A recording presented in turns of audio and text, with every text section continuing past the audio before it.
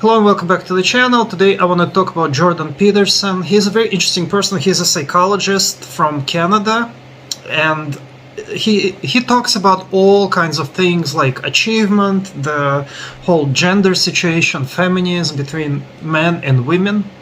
But here is something that I think hasn't been discussed about him. I think a lot of what he is about comes from the fact that he lives in Canada, right?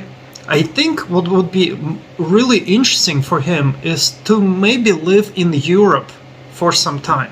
I really think that, because I think behind all of his psychological endeavors and research hides the fact that he is deeply unhappy himself.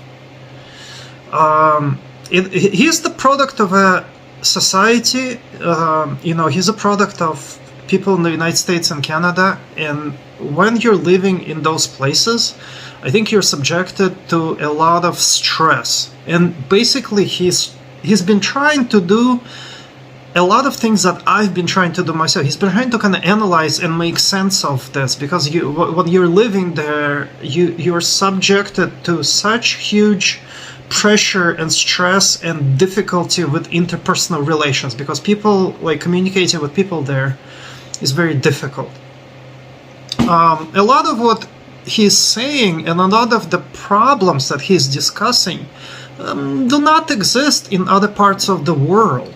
That is, I think, something that even he, as a really smart person, has not realized.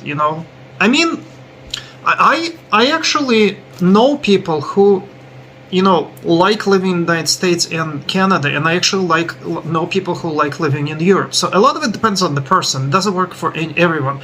I remember Arnold Schwarzenegger being asked if he would like to live in Europe again, and he said no, and they asked him why, and he goes, well, it's just too boring for him.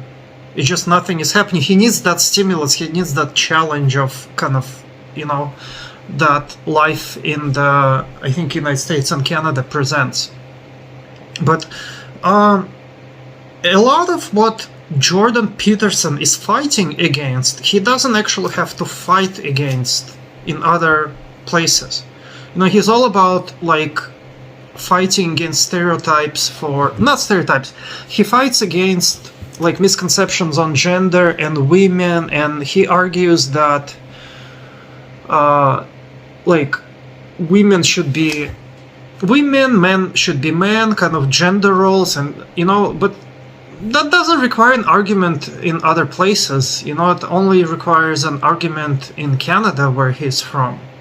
So he wouldn't even have any kind of material to work off, because if he said what he's saying in some other places, people would go yeah, I agree with you, and then there'll be no discussion, because he keeps arguing with people over it, and then he keeps kind of talking about where people should kind of care less about their career and care more about their family. Well, crap, if you go to, I don't know, Middle East, nobody's gonna nobody's gonna argue with him about career or family. He kind of keeps saying these things that are a problem in the Western world.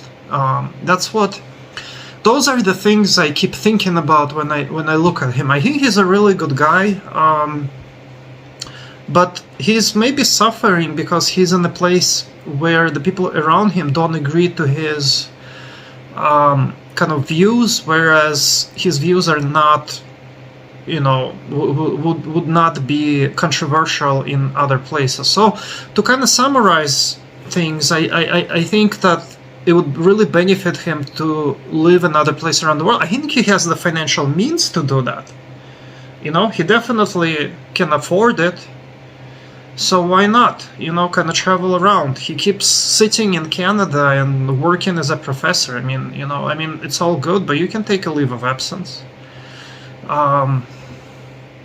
So, for example, I just keep scrolling through the videos. Jordan Peterson destroyed the feminists talking about male dominance. Well, that you don't have to argue about male dominance in places like Russia. People would go yeah, males are dominant, end of discussion.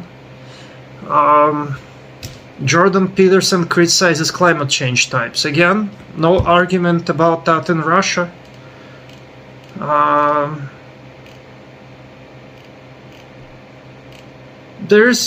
He just will not even get an argument here. Like, people will be like, yeah, I agree with you. But anyway, maybe I'll make more videos about him in the future.